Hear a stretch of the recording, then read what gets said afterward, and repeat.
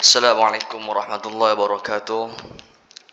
Alhamdulillah wassalatu wassalamu ala Rasulillah wa ala alihi wa sahbihi wa mawalah.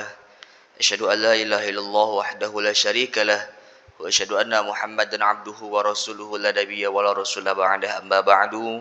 Segala pujanya bagi Allah. Salawat beserta salam senantiasa tercurah limpahkan kepada nabi kita Nabi Muhammad sallallahu alaihi wasallam, berikut keluarga, sahabat, dan tentunya kepada kita selaku umat yang mudah-mudahan tetap istiqomah menjalankan sunnah hingga yaumil qiyamah. Amin ya Allah ya rabbal alamin.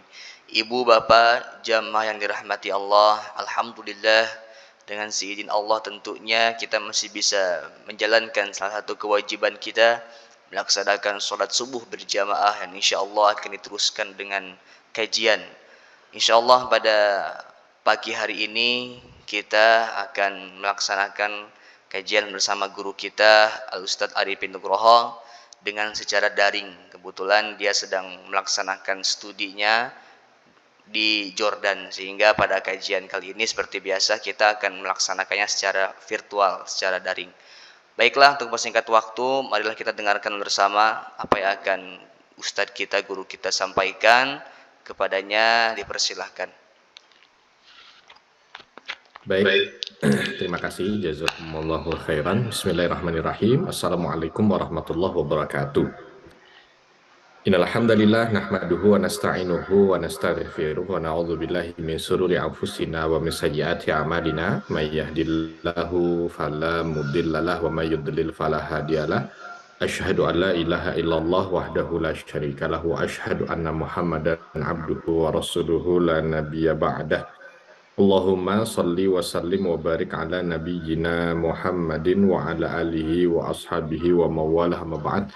Rabbi syrah li sadri wa yassir li amri wa hlul 'uqdatam min lisani yafqahu qawli. Allahumma 'allimna ma yanfa'una wanfa'na bima 'allamtana. Allahumma hdina wahdi bina waj'alna sababan wa sabilan liman ihtada. Segala puji hanya bagi Allah. Salawat dan salam semoga selalu tercurah kepada junjungan kita Nabi besar Muhammad sallallahu alaihi wasallam. Jamaah Masjid Al-Muhajirin yang dirahmati Allah, alhamdulillah pada kesempatan subuh kali ini di masjid kita tercinta dan tengah malam di Jordania ini, mohon maaf saya pakai jaket ya karena sekarang sudah mulai masuk musim dingin. Ini alhamdulillah malam hari ini sudah sekitar 8 derajat ya, jadi kalau tidak pakai jaket agak kerasa dingin. Sudah 8 derajat dan mungkin masuk bulan depan Januari sudah di bawah 5 ya. Kalau sudah Februari itu mungkin nanti akan minus ya. Mudah-mudahan semua dalam kondisi sehat walafiat ya, dilimpahkan keberkahan dari Allah Subhanahu wa taala. Insyaallah pada kesempatan kali ini kita akan melanjutkan kisah dari perjalanan hidup manusia mulia Nabi Muhammad sallallahu alaihi wasallam, dan kita akan masuk pada fase dakwah baginda Nabi Muhammad sallallahu alaihi wasallam setelah beliau lepas mendapat wahyu ya, selepas beliau mendapat wahyu. Jadi ketika Nabi sallallahu alaihi wasallam mendapatkan wahyu dan ada fase terputus wahyu, lalu mendapatkan wahyu ya, atau wahyu kembali ya, berjalan kepada beliau, atau wahyu kembali Allah sampaikan kepada beliau, maka waktu itu adalah waktu di mana beliau memulai dakwahnya. Dan dakwah yang dimulai pertama kali adalah yang disebut dengan fase dakwah sirriyah ya, fase dakwah sirriyah. Dakwah sirriyah itu dakwah diam-diam, dakwah sembunyi-sembunyi. Ya, lebih tepatnya dakwah yang tidak dalam jumlah besar, ya, tidak terlihat kalau ngumpul orang itu. Dakwah sembunyi-sembunyi itu bukan diam-diam di belakang tembok, bukan begitu, bukan, ya. Atau bukan dakwah sembunyi-sembunyi itu dakwah yang tidak terlihat orang, bukan. Dakwahnya terlihat orang, tapi masih person to person, ya, masih orang ke orang, orang ke orang. Makanya Nabi Shallallahu Alaihi Wasallam ditemui oleh Abu Bakar As-Siddiq radhiyallahu anhu, disampaikan. Siapapun Nabi Shallallahu Alaihi Wasallam berjumpa dengan orang, maka Nabi akan menyampaikan, Nabi akan menyampaikan, Nabi akan menyampaikan. Memang hasilnya tidak signifikan, hasilnya tidak signifikan. Ya, ketika dakwah diam-diam ini, ya, itu yang memeluk Islam hanya dari suku Quraisy secara keseluruhan itu hanya sekitar hampir sekian 20 sekian orang. Ya, dan yang dari luar Quraisy tidak lebih banyak daripada itu. Artinya jumlahnya sangat sedikit. Dan fase ini dilakukan selama 3 tahun. Ya, fase ini dilakukan selama 3 tahun. Sampai dengan Allah Subhanahu wa taala memerintahkan kepada Nabi untuk melakukan dakwah secara terbuka. Wa anzir ashiratakal aqrabin. Ketika Allah Subhanahu wa taala sampaikan kepada Nabi Shallallahu alaihi wasallam perintah ini, dan berikanlah peringatan kepada keluarga terdekatmu, sekaligus ini makna bahwa diminta untuk dakwah lebih masif, ya. Dakwah, bahasa kita dakwah terang-terangan, maka Nabi Shallallahu alaihi wasallam memulai dakwah itu dengan terang-terangan. Jadi dakwah sirriyah itu dakwah 3 tahun waktunya. Ya, dakwah diam-diam atau dakwah yang tidak terbuka, ya, itu selama 3 tahun. Ketemu orang Nabi sampaikan, ketemu orang Nabi sampaikan, ketemu orang Nabi sampaikan. Jumlahnya tidak signifikan. Ya, jumlahnya tidak signifikan. Ya, hanya dalam arti bahasa kita mungkin ya tidak sampai 50 orang. Ya. Nah, jumlahnya tidak banyak, dan selama 3 tahun itu Nabi hanya menyampaikan kepada orang-orang yang Nabi jumpai. Sampai Allah perintahkan dakwah terbuka. Nah, ketika dakwah terang-terangan ini, Allah berikan khutwahnya, Allah berikan tahapannya yang disampaikan oleh Allah Subhanahu wa taala kepada Nabi Muhammad SAW adalah kumpulan keluarga.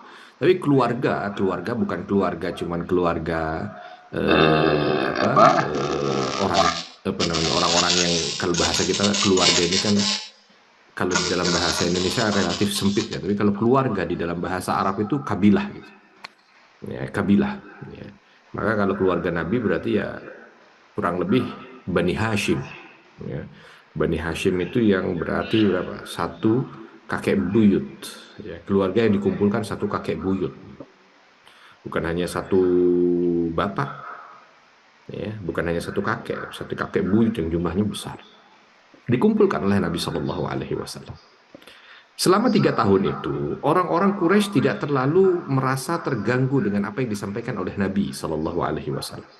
Gak ada tekanan, gak ada tekanan, ya, gak ada intervensi, gak ada gangguan, gak ada. Biasa saja orang Quraisy menganggap apa yang dilakukan oleh Nabi Shallallahu Alaihi Wasallam ini adalah seperti kebanyakan yang dilakukan oleh orang lain. Yang kala itu kita perlu tahu ya, di masa Nabi Shallallahu Alaihi Wasallam awal menjadi Nabi itu sebelumnya ada beberapa orang yang juga mengaku menjadi Nabi. Ya. Jadi orang-orang menganggap bahwa apa yang dilakukan oleh Nabi Shallallahu Alaihi Wasallam itu seperti para orang-orang itu. Gitu. Oh, ini Muhammad jadi seperti dia ya, jadi seperti dia. Katanya Nabi, nah, gitu ya. Jadi orang tidak terlalu menaruh perhatian. Tidak menaruh perhatian. Maka tidak ada, selama 3 tahun awal itu tidak ada kezaliman yang dirasakan, tidak ada penindasan, tidak ada tekanan, ya, tidak ada keburukan. Nggak ada. Kenapa? Karena orang-orang Quraisy kala itu merasa seperti itu. Ya, masih biasa. Gitu. Dan belum ada apa yang disampaikan oleh Warokoh bahwa kaumnya nanti akan mencelaknya, bahwa kaumnya akan memusuhinya, bahkan bahwa kaumnya akan mengusirnya juga belum dirasakan di 3 tahun pertama itu. Bermuamalah masih biasa. Apalagi Nabi Shallallahu Alaihi Wasallam memiliki akhlak yang luar biasa, ya kan? Nggak ada orang datang punya keinginan, punya kebutuhan, punya kesulitan kecuali Nabi bantu. Ya, bersama dengan Khadijah kala itu dengan kekayaan yang ada. Jadi biasa, masih belum terlihat itu. Nah, ketika Nabi Shallallahu Alaihi Wasallam memulai dakwah terang-terangan, baru disitulah dia tekanan hadir. Disitulah ya keburukan-keburukan dilontarkan oleh orang-orang kafir Quraisy. Nah, ketika pertama kali dakwah Nabi Shallallahu Alaihi Wasallam secara terang-terangan, Nabi kumpulkan keluarga terdekat sesuai dengan perintah Allah Subhanahu Wa Taala. Nabi kumpulkan keluarga terdekatnya dari Bani Hashim. Ya, dikumpulkan. Ya, berarti ada, kalau dari Bani Hashim itu kan ada Bani Asad, Bani Al-Muttalib, ya, dari beberapa yang dikumpulkan di situ gitu. Nah, ketika dikumpulkan, udah kumpul semuanya nih, keluarga besar beliau. Sebelum beliau Shallallahu Alaihi Wasallam menyampaikan apa yang ingin disampaikan, ada pamannya yang di awal sudah memberikan memberikan rintangannya, memberikan halangan, memberikan tekanan. Dan pamannya ini sebenarnya paman yang sebelum ini, ya, sebelum Nabi Shallallahu Alaihi Wasallam mendapat wahyu, adalah termasuk paman yang sangat dekat dengan Nabi.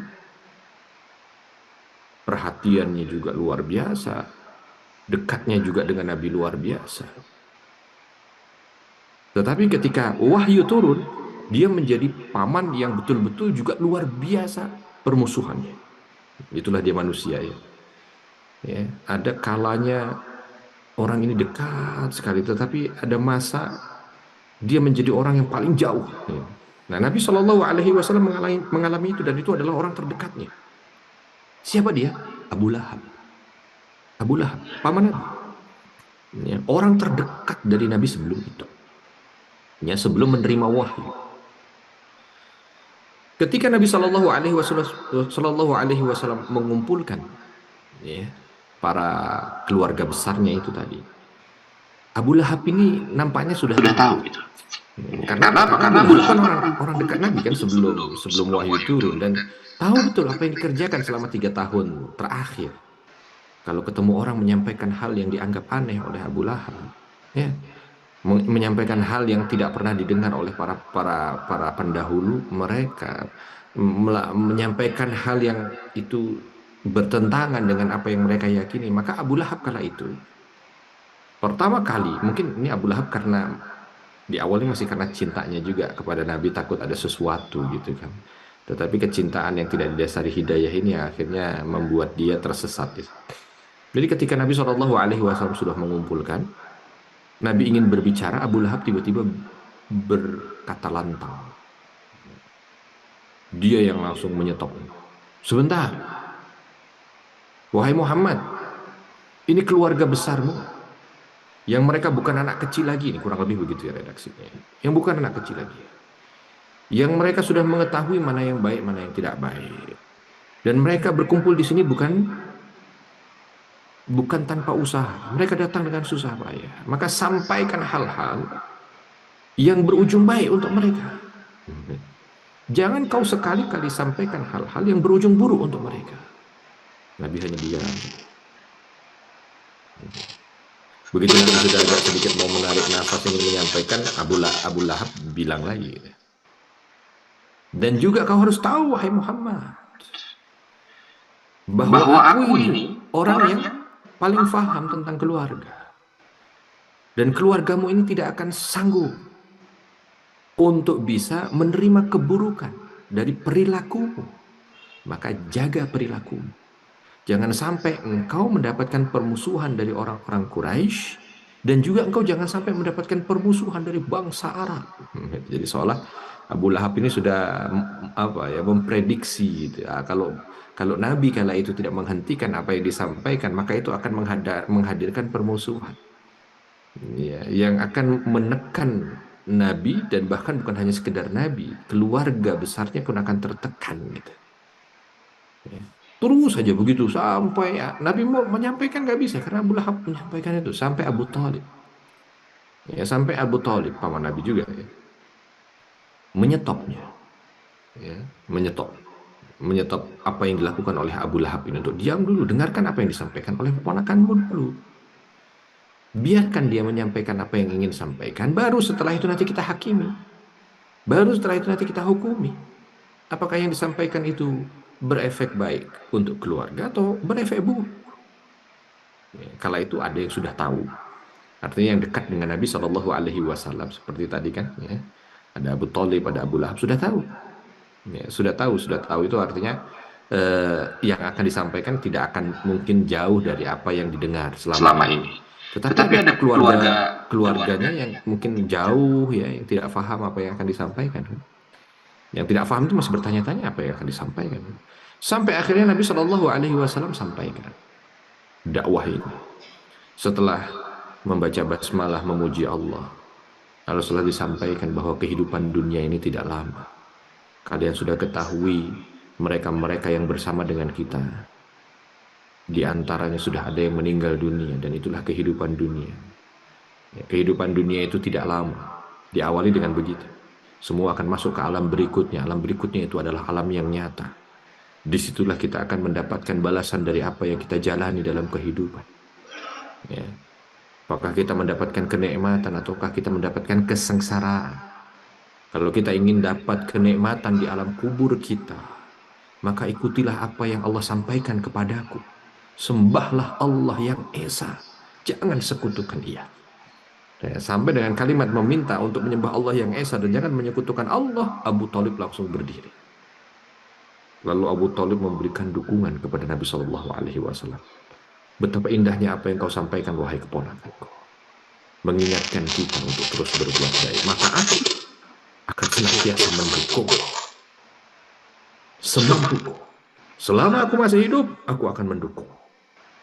Jadi Abu Thalib memainkan peran politik gitu ya. Mungkin sama-sama menunggu nih orang-orang yang tidak setuju dengan orang yang setuju sama-sama, tapi pengen mungkin memberikan tanggapannya di akhir. Tapi Abu Thalib belum selesai Nabi Shallallahu Alaihi Wasallam menyampaikan, tapi sudah pada poin dan intinya Abu Thalib langsung berdiri memberikan dukungannya.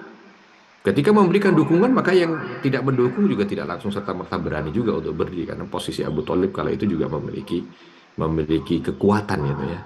Akhirnya nampak Nabi Shallallahu Alaihi Wasallam melihat, walaupun kala itu belum ada yang mendukung dan tidak ada yang masuk Islam, tapi juga tidak mencela secara frontal. Maka Nabi Shallallahu Alaihi Wasallam kala itu melihat saudara-saudara besarnya yang hadir itu ternyata ya, sebahagian dari wajahnya ada wajah-wajah yang seolah siap untuk menerima hidayah. Ya, apalagi tadi pamannya sudah mendukung. Maka selepas dari pertemuan itu selesai gitu ya, Nabi Shallallahu Alaihi Wasallam betul-betul memiliki kekuatan, keyakinan bahwa harus disampaikan kepada Quraisy, karena ternyata ketika menyampaikan kepada keluarga besar tidak serta-merta 90% menolak gitu ya, tidak serta-merta 90% itu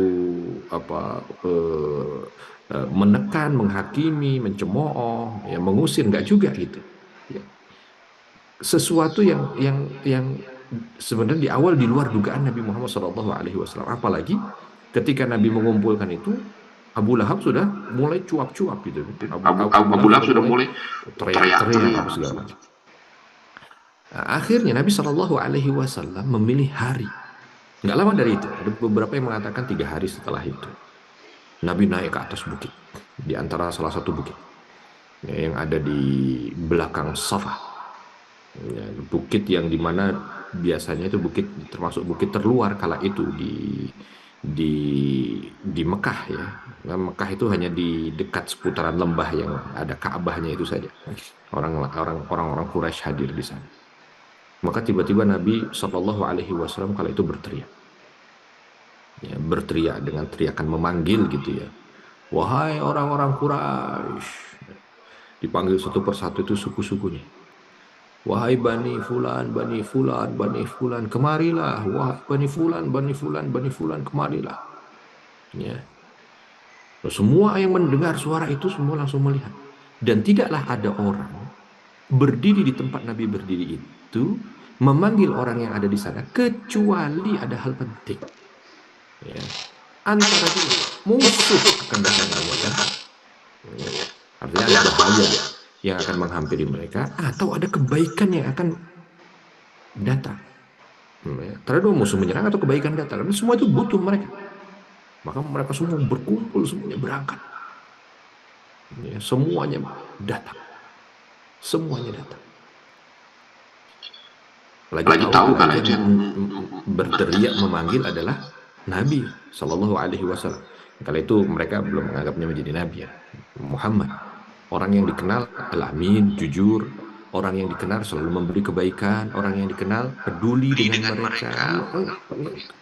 Di saat kita bahas bagaimana Nabi berkhalwat di Gua Hira, kan mereka sudah siap untuk menjadikan Nabi sebagai pemimpin, tapi terhalang dengan kondisi yang ada. Ya, karena orang-orang Quraisy mulai terpecah gitu, apakah menjadikan Nabi sebagai pemimpin ataukah tidak? Ya, karena apa? Karena apa yang dilakukan dari dakwah Nabi Shallallahu Alaihi Wasallam. Maka Nabi Shallallahu Alaihi Wasallam ketika semua sudah berkumpul disampaikan, wahai bani fulan, wahai bani fulan, wahai bani fulan, apa pendapatmu tentang aku? Pertama Nabi begitu dulu, nggak langsung berdakwah. Apa pendapatmu tentang aku? Oh, baru mereka menjawab, engkau adalah Al-Amin, engkau adalah orang yang kami percaya, engkau tidak pernah berdusta, engkau yang selalu peduli kepada kami. Maka ketika sudah mendapatkan jawaban itu, ya Nabi Shallallahu Alaihi Wasallam melanjutkan, tidak langsung to the point menyampaikan dakwah. Beliau menyampaikan lagi, kalau Nabi mengatakan begitu, kalau aku sampaikan kepada kalian bahwa di balik bukit ini akan ada musuh yang siap menyerang kalian, apakah kalian percaya? Langsung semua menjawab, kami percaya. Kami percaya. Karena kau tidak pernah terkenal atau kau tidak pernah sekalipun berdusta pada kami. Maksudnya yang lain juga menjawab, kami percaya karena kami tahu betapa pedulinya engkau dengan kami. Sudah semuanya gitu ya, seolah suasana sudah sangat mendukung sekali karena semua sudah mengatakan percaya, semua sudah mengatakan bahwa Nabi itu peduli. Maka Nabi mengatakan, ketahuilah bahwa siksa Allah kepada mereka yang menyekutukannya. Dan aku tidak bisa lagi menolong kalian ketika kalian meninggal dalam kondisi tidak beriman. Maka sembahlah Allah yang Esa. Jangan sekutukan Ia. Wah, baru tiba-tiba ada satu yang berdiri lalu berteriak, ya Muhammad, tabban laka, alihada jama'tana. Wahai Muhammad, celaka engkau. Apakah untuk ini engkau kumpulkan kami semua di sini? Ternyata itu adalah paman Abu Lahab. Yang mengatakan, celaka engkau Muhammad. Baru 3 hari yang lalu kau kumpulkan keluarga besar. Kau racuni dengan apa yang kau sampaikan. Sekarang kau ingin menyampaikan itu lagi kepada orang yang jauh lebih besar ini lagi. Celaka engkau kumpulkan kami untuk hal yang seperti ini. Gitu. Akhirnya turun kan surat Al-Lahab. Tabbat siyada Abi Lahab wa tab. Karena apa? Abu Lahab mengatakan tabbalaka ya Muhammad. Celaka engkau wahai Muhammad. Allah jawab, yang celaka bukan Nabi, tapi yang celaka adalah Abu Lahab. Kenapa? Ayat ini ada beberapa yang disampaikan dari mufassir, bukan hanya sekedar memberikan celaan kepada Abu Lahab, enggak, tapi mensupport Nabi. Karena kala itu kondisi memang apa yang disampaikan oleh Abu Lahab ini membuat dalam tanda kutip gitu ya, siapapun lah orang yang berada pada posisi ini akan down gitu. Langsung akan drop gitu. Karena teriakannya, lalu diplomasi yang disampaikannya itu seolah membuat sebagian besar yang hadir di sana itu sepakat dengan dia. Membuat sebagian besar yang hadir di sana itu seolah, wah ini sama, ini harus disingkirkan kalau begitu. Jadi posisi Nabi kala itu melihat itu tidak seperti ketika mengumpulkan keluarga besarnya kan. Kalau keluarga besarnya tidak ada penolakan yang berarti karena Abu Thalib kala itu langsung berdiri. Sedangkan ini tidak. Langsung mulai cemoohan itu hadir apa segala macam hadir. Maka Allah Subhanahu wa taala menyampaikan surah Al-Lahab itu untuk support Nabi juga. Ya, untuk support Nabi bahwa yang hancur bukan engkau wahai Muhammad. Yang hancur adalah dia yang mengatakan bahwa tanganmu itu hancur. Dia yang mengatakan bahwa engkau hancur. Maka Nabi Shallallahu Alaihi Wasallam kembali karena memang tadi ini fase pertama dari fase dakwah diam-diam, fase terang-terangan. Ini terang-terangan Nabi Shallallahu Alaihi Wasallam berdakwah secara terang-terangan ini awal mula. Maka Nabi harus disiapkan mental juga kan, akan mendapatkan sesuatu yang sekarang hanya kata-kata, tapi ternyata hanya berselang beberapa hari setelah itu bukan hanya teror kata-kata, teror fisik yang luar biasa diterima oleh Nabi Shallallahu Alaihi Wasallam. Teror fisik. Ya. Betul saja ketika Nabi Shallallahu Alaihi Wasallam berjalan itu ada beberapa orang setelah itu gitu ya. Setelah itu teror fisik yang dilancarkan oleh orang-orang, ada yang namanya Uqbah bin Abi Mu'aid. Tiba-tiba begitu datang Nabi Shallallahu Alaihi Wasallam lewat di satu jalan, beliau lari ya langsung dengan sikunya ini ya menghantam wajah Nabi Muhammad Shallallahu Alaihi Wasallam. Nah, inilah orang pertama yang memberikan teror fisik kepada Nabi Shallallahu Alaihi Wasallam, yang akhirnya diikuti oleh orang-orang yang lain. Ya, walaupun Uqbah bin Abi Mu'aid ini ada beberapa riwayat juga gitu yang mengatakan bahwa orang ini sebenarnya dia ini orang yang sudah hampir apa sudah hampir masuk hidayah kepada dia. Ini pelajaran juga buat kita gitu ya. Jadi ada orang yang sudah hampir masuk hidayah kepada dirinya. Karena dia merasa bahwa yang disampaikan oleh Nabi ini masuk di akal, yang disampaikan oleh Nabi ini betul-betul menggugah gitu ya. Tapi dari wajahnya yang sudah terlihat ingin menjadi pengikut Nabi, tiba-tiba karena dia pembesar ya, dia petinggi Quraisy, ketemu orang, yang orang ini syaitan. Siapa dia? Abu Jahal. Ketika berjumpa dengan Abu Jahal, kala itu kan yang Islam itu belum secara terang-terangan menyampaikan keislamannya, dan seolah Islam masih menjadi hal yang sangat tabu gitu. Nah, Uqbah bin Abi Mu'aid ini sebenarnya sudah ingin juga gitu, tapi di tengah jalan mungkin ketika dia sudah ingin merealisasikan hidayahnya, jumpa dengan Abu Jahal. Abu Jahal yang menyampaikan, "Aku lihat wajahmu agak beda. Apakah kau ingin menjadi pengikut apa yang disampaikan oleh Muhammad?" Barulah Abu Jahal menyampaikan apa ya hasutan-hasutannya, racun-racunnya. "Kamu sudah punya banyak pengikut, wahai Uqbah. Kalau kamu jadi pengikutnya Muhammad, maka kau akan dikucilkan. Maka aku akan memprovokasi mereka untuk memusuhimu, akan meninggalkanmu, akan. Uqbah ini jadi, padahal belum ngomong apa-apa kan. Ya cuman Abu Jahal udah kelihatan itu mukanya si Uqbah ini seolah kok kalau disebut Muhammad agak sedikit tersenyum atau apalah gitu. Maka Abu Jahal memberikan hasutan. Sampai Uqbah mengatakan, "Mana mungkin aku menjadi pengikut Muhammad? Mustahil." Tapi Abu Jahal mengatakan, "Wah, kamu bisa mengatakan mustahil sekarang, tapi siapa tahu besok kamu berada di belakang dia. Aku akan menyampaikan kepada kaummu." Gitu. Tapi Uqbah mengatakan, "Jangan. Kamu tidak jumpa bukti dariku kalau aku menjadi pengikut Muhammad." Ya.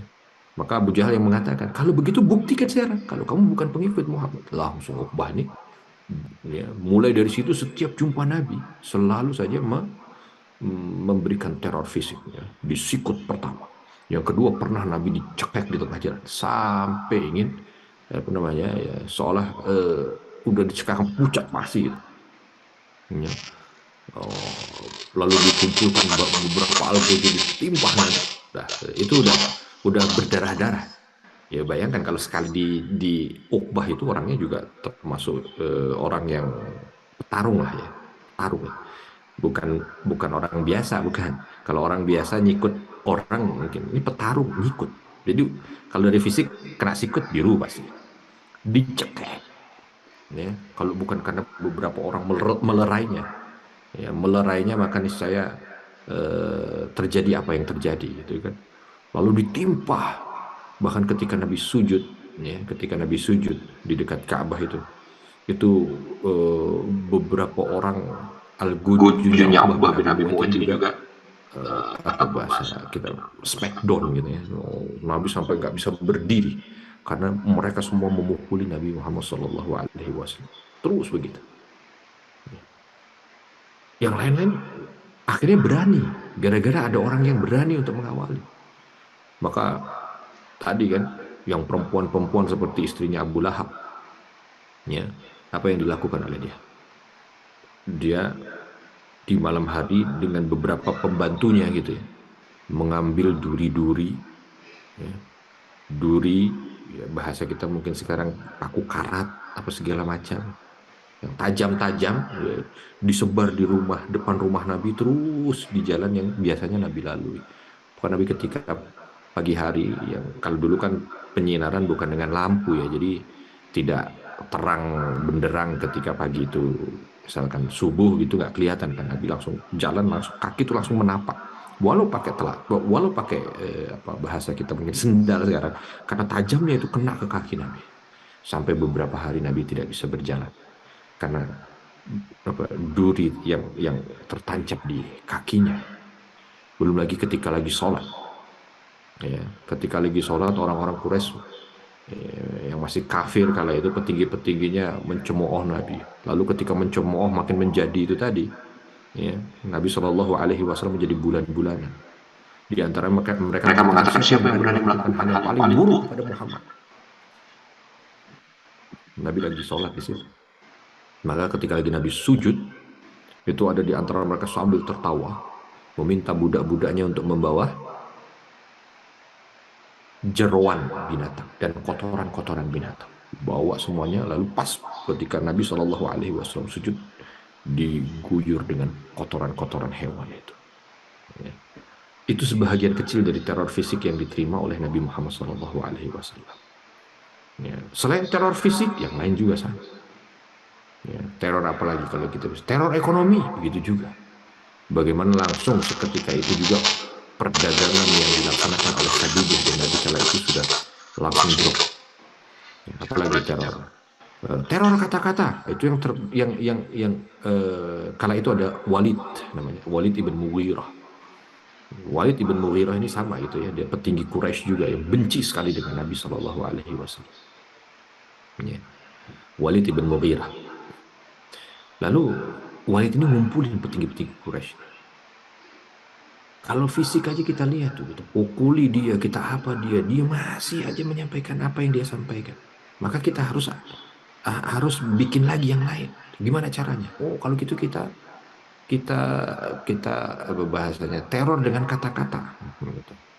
Atau apa bahasanya ya? Kita harus bikin hoax gitu. Kita harus bikinnya. Kita petinggi, jadi kita bisa membuat berita, karena berita ada di kita. Bahasa kita mungkin sekarang begitu ya. Maka mereka sepakat, kalau gitu kita bikin apa nih beritanya supaya orang menjauh dari Muhammad. Kita bikin dia gila. Kalau cuma gila aja orang juga tahu bahwa Muhammad tidak gila. Ini dia selama ini juga berjalan dengan orang-orang itu. Kalau gitu apa ya? Kita bikin dia penyihir. Dia bukan penyihir. Dia bukan penyihir. Kita juga tahu bahwa selama ini juga apa yang dia sampaikan bukan sihir. Kita tahu sihir. Kita tahu tentang sihir. Kita tahu bagaimana efek sihir. Dia bukan sihir. Dia dukun. Kalau cuma dukun aja. Karena dukun di tempat mereka ada yang baiknya juga. Ya. Tapi akhirnya semua itu karena nggak bisa mereka menemukan mau dibikin berita apa ini. Sehingga dengan berita yang mereka lontarkan, seolah itu merupakan sebuah ketetapan gitu yang menjatuhkan vonis kepada Nabi bahwa Nabi adalah A, Nabi adalah B misalkan, atau disebut gila, atau disebut penyihir, atau disebut dukun. Maka nanti itu yang akan dipercaya oleh khalayak ramai karena berita yang disampaikan oleh mereka. Bahasa kita mungkin mereka akan konferensi pers gitu ya, lalu akan menyampaikan kepada khalayak ramai bahwa Muhammad dinyatakan begini, maka jangan banyak kau berinteraksi dengan dia supaya tidak terkena apa yang ada pada Muhammad, begitu. Tapi nggak, bingung mau bagaimana. Akhirnya Walid yang berdiri lagi, udah begini aja. Kalau cuma satu yang tadi disebutkan, kita lontarkan ke dia nggak bisa. Tetapi ketika kalian sudah mengusulkan bahwa dia gila, bersamaan dengan gila itu dia sihir, bersamaan dengan sihir dia dukun, bersamaan dengan dukun dia apalagi pendusta, apa segala macam, kumpulkan aja semua, baru kita sebar. Baru kita sampaikan kepada mereka. Biar orang-orang itu paham. Sehingga mereka mawas diri dengan apa yang ada pada Muhammad. Betul, disampaikanlah bahwa Nabi begini.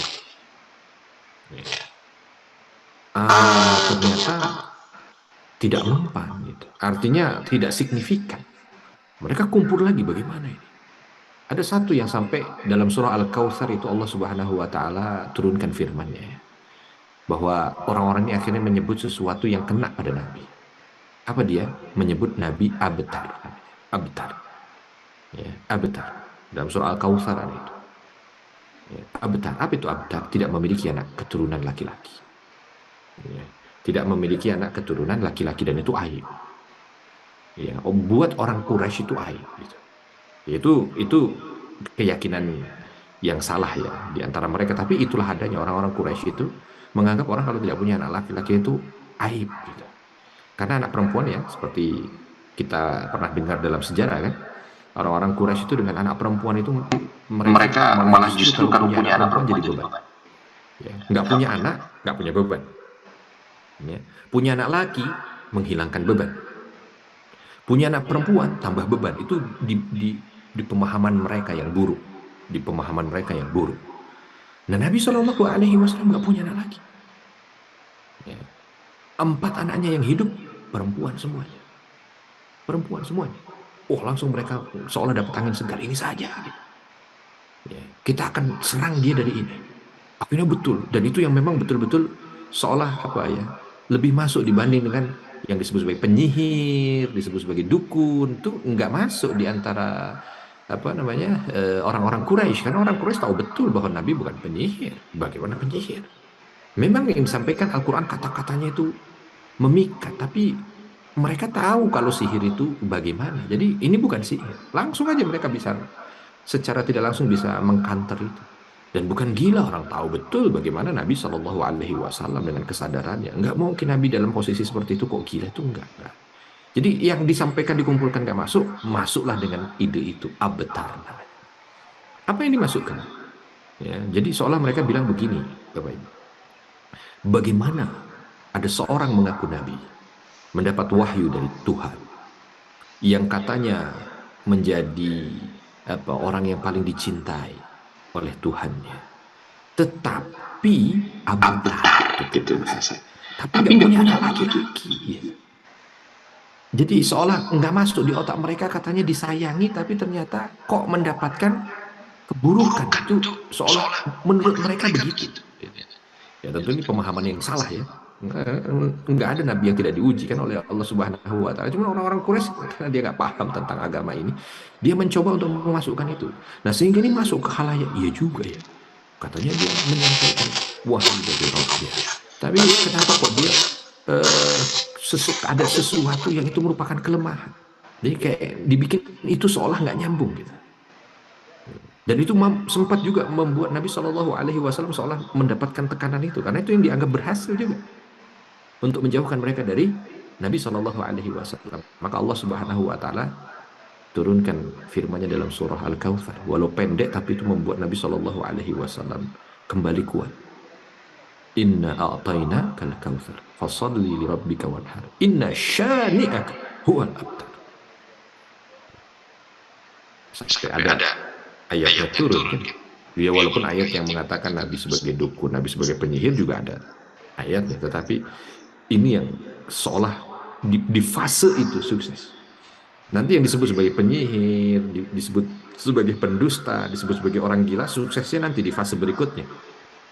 Senjata ini mereka kumpulkan dulu, mereka siapkan nanti ketika Nabi ada fase dakwah di luar Quraisy. Barulah orang Quraisy akan menggunakan senjata itu.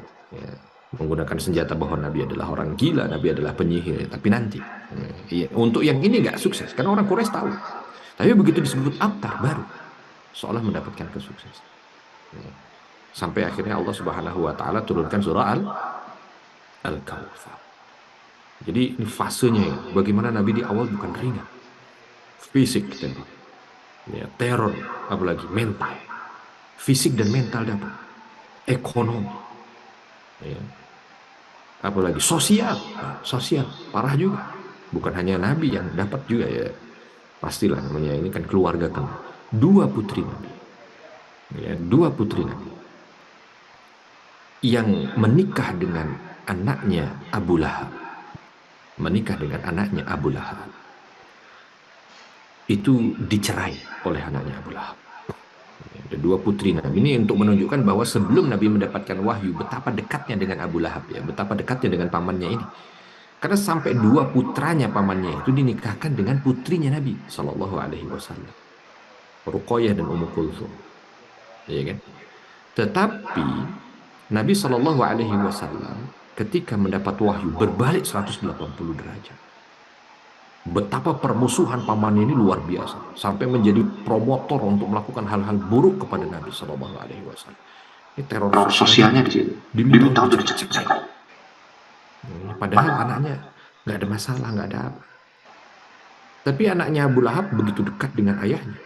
Akhirnya ayahnya mampu meyakinkan mantu Nabi ini untuk benci kepada mertuanya, bahkan benci kepada istrinya. Padahal istrinya juga tidak ada kebencian sama sekali. Apalagi diceritakan dua putri Nabi ini begitu sayang dengan suami, begitu sayang dengan suami.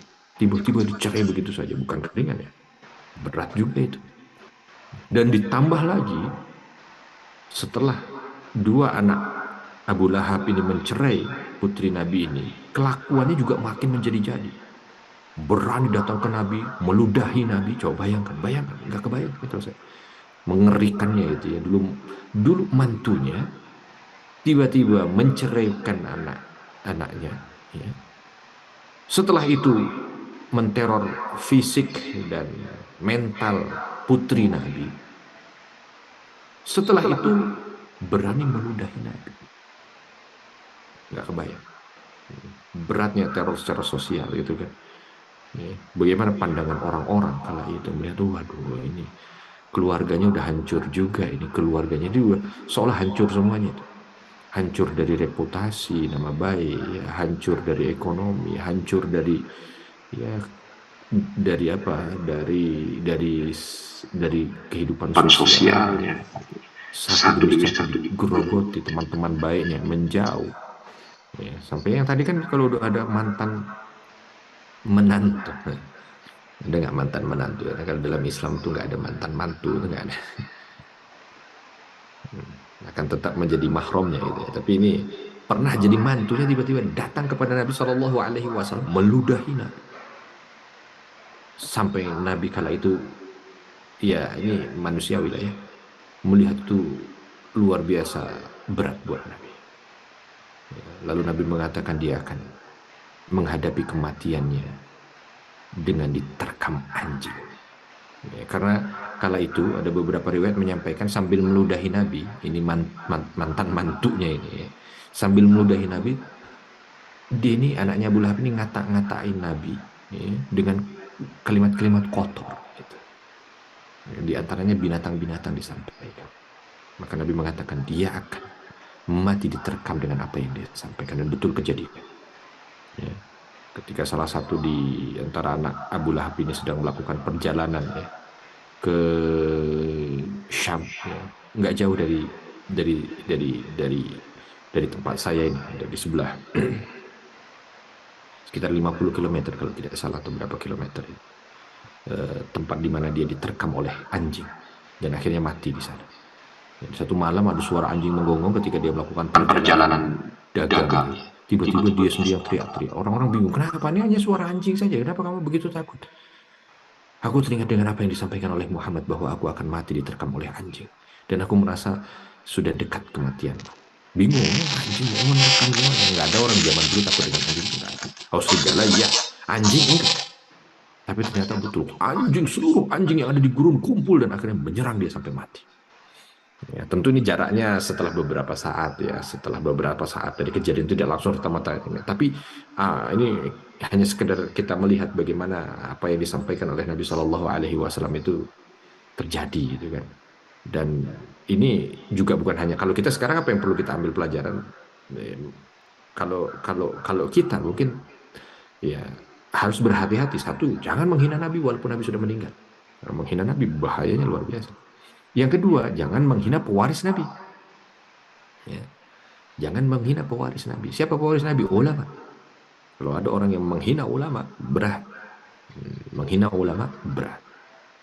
Nah, itulah dia. Itu teror. Jadi berbagai macam teror yang dijumpai oleh Nabi Shallallahu Alaihi Wasallam. Apakah hanya Nabi? Tidak, ternyata. Bukan hanya Nabi. Semua sahabat Nabi yang sudah masuk Islam, itu semua terkena teror yang sama. Ya, di antaranya nih, kalau saya boleh, eh, dari data yang saya kumpulkan itu, ada beberapa, nggak semuanya, tapi ada beberapa. Jadi tadi Nabi, ya mudah-mudahan kita, ini nggak semua saya ceritakan juga, tapi minimal menjadi gambaran juga betapa teror di awal dakwah terang-terangan itu bukan ringan. Ini setahun pertama isinya begitu terus ya. Di tahun keempat berarti, ya di tahun keempat dari kenabian. Isinya begitu. Nanti tahun kelima, akhirnya Nabi mengambil satu keputusan. Karena begitu berat yang dijumpai oleh kaum muslimin, ada satu keputusan yang diambil oleh Nabi untuk mengurangi itu. Apa? Nanti kita akan ceritakan. Di antara teror yang dijumpai oleh eh, di antara teror yang dijumpai oleh kaum muslimin kala itu, para sahabat Nabi, masih ada beberapa menit ya, sekitar 10 menit menjelang suruh. Di antaranya yang dijumpai oleh Zubair bin Awam. Zubair bin Awam itu masuk Islam dalam usia yang masih sangat muda, 16 tahun. Muda. Kalau itu banyak yang masih muda. Ya. 16 tahun. Apa yang dilakukan orang-orang kafir Quraisy kala itu kepada Zubair bin Awam? Zubair bin Awam, ya, ketika tahu bahwa orang-orang Quraisy tahu bahwa Zubair bin Awam ini masuk ke dalam Islam, maka pemuda 16 tahun ini apa namanya, dibawa ke tengah, apa bahasa kita Padang, dibawa ke tengah kerumunan gitu ya.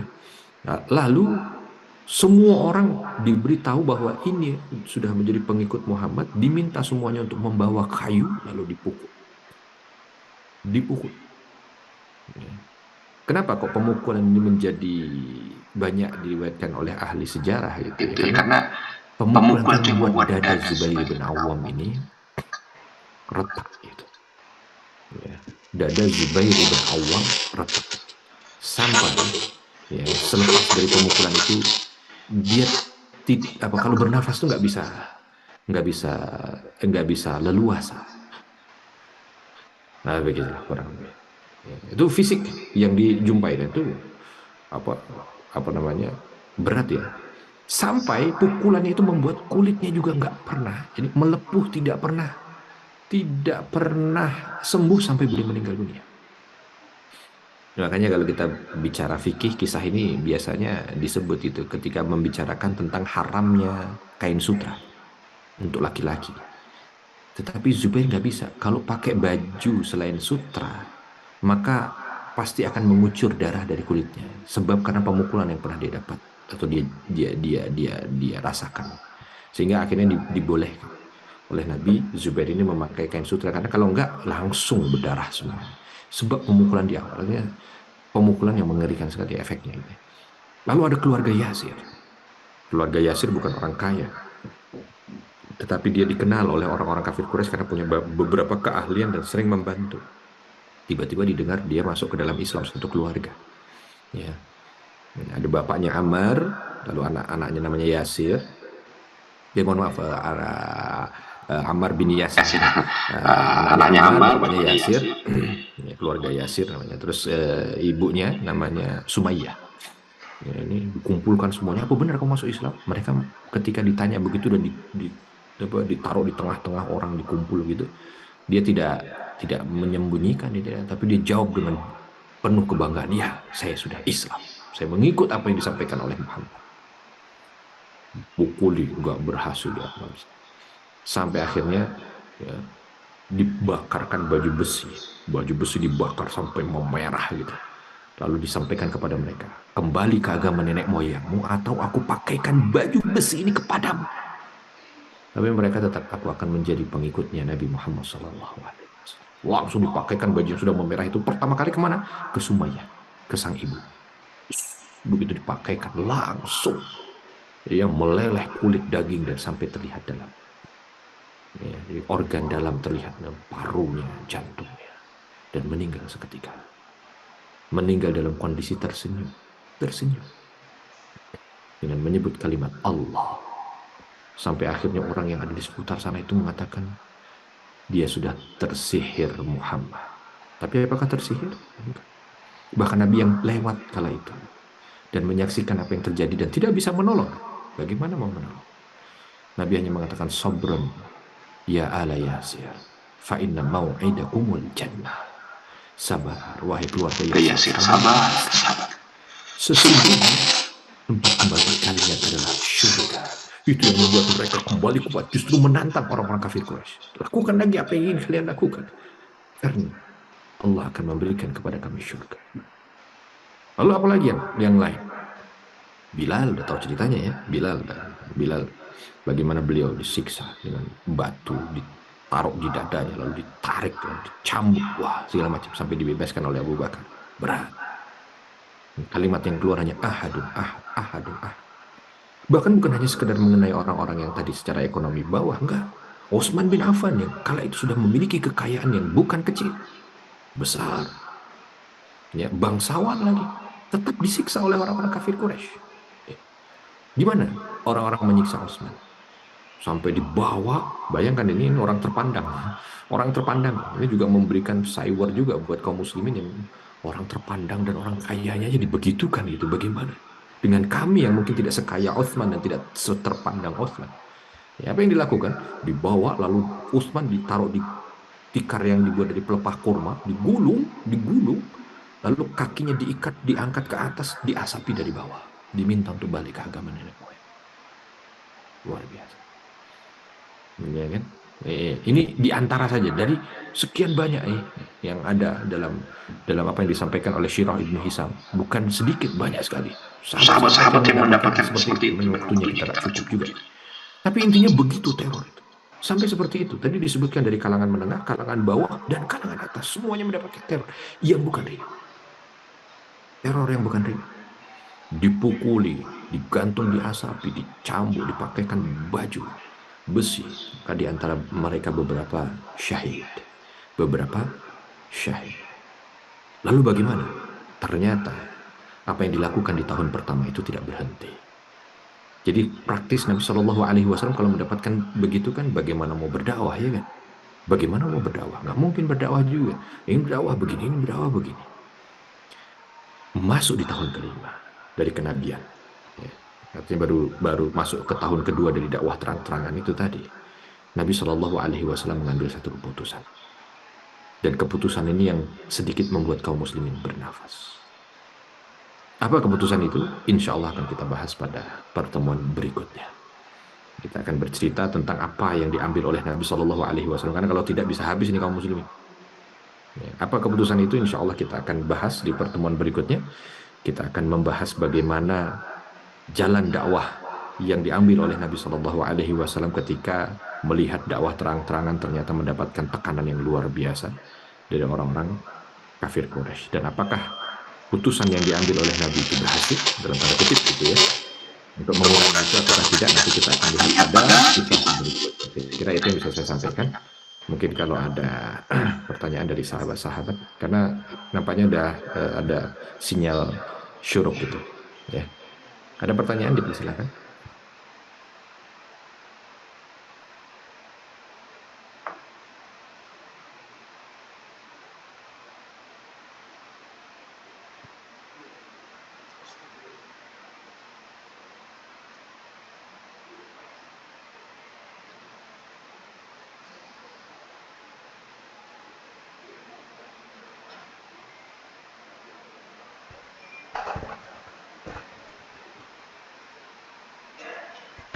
Assalamualaikum Ustaz.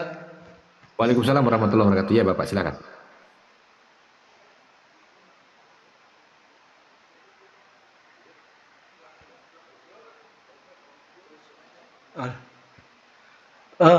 Begini Ustaz, pada awal Nabi berdakwah, tentu isinya bahwa sembahlah Tuhan Allah pada waktu itu.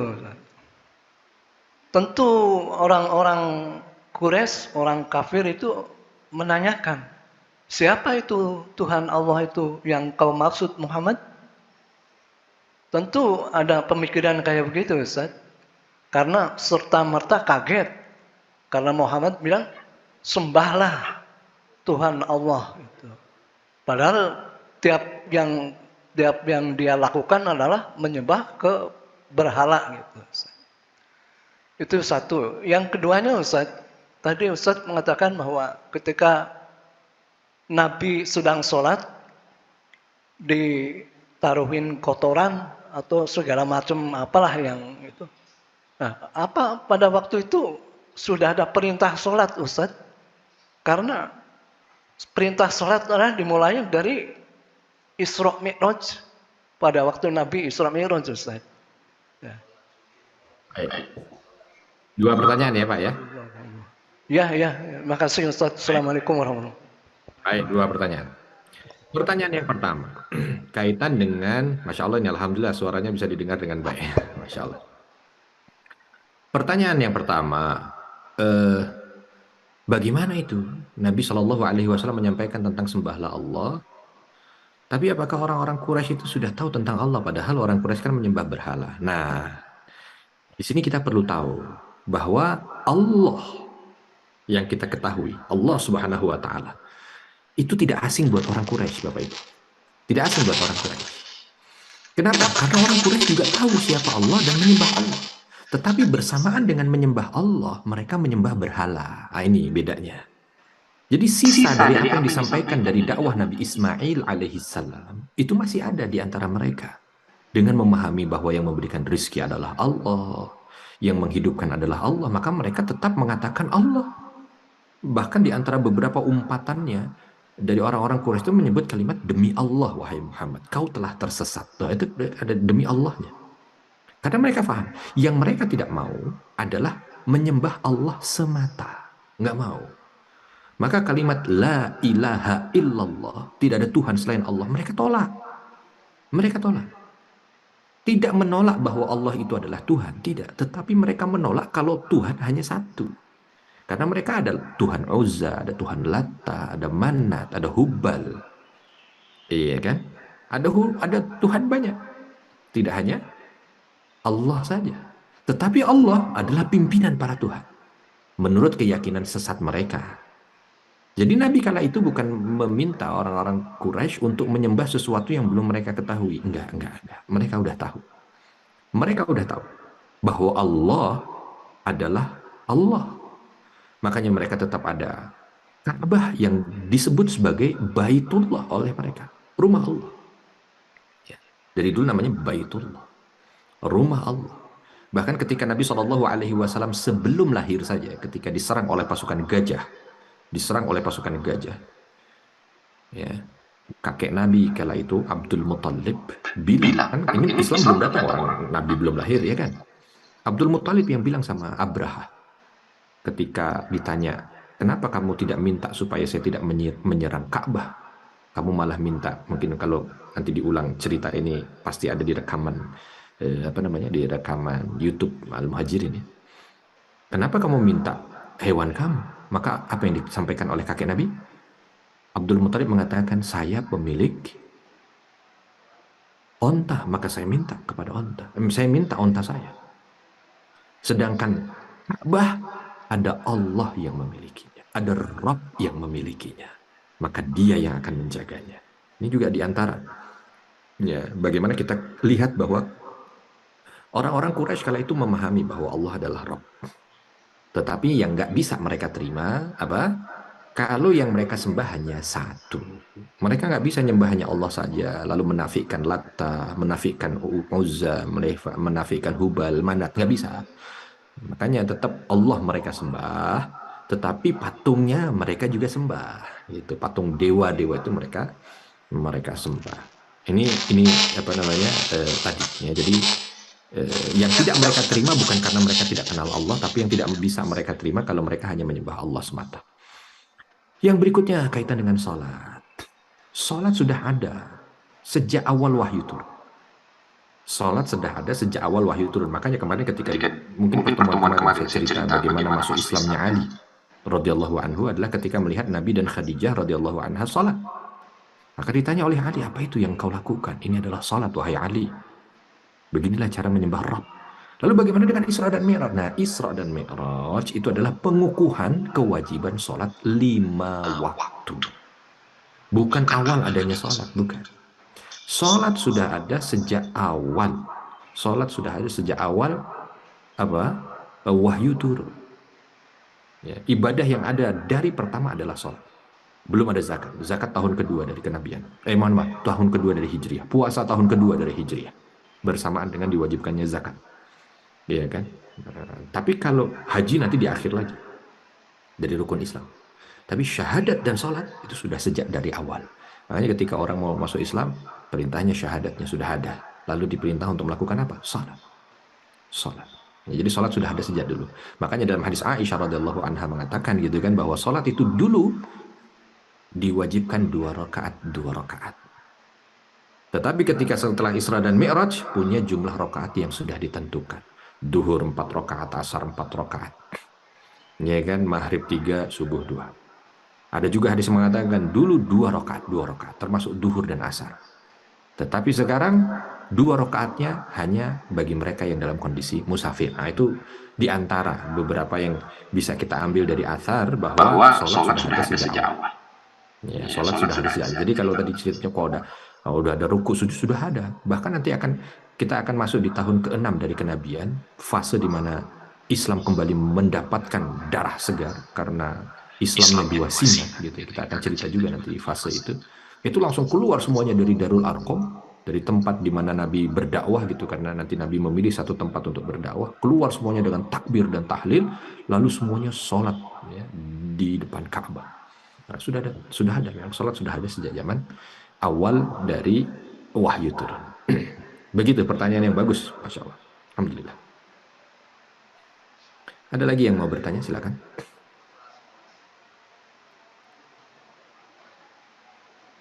Cukup. Baik.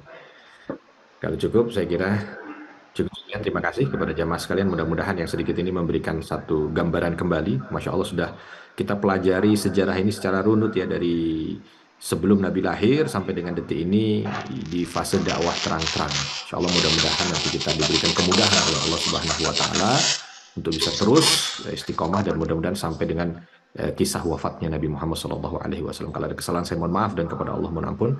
Kita tutup dengan kafaratul majlis. Subhanakallahumma wabihamdika asyhadu an la ilaha illa anta astaghfiruka wa atubu ilaik. Assalamualaikum warahmatullahi wabarakatuh.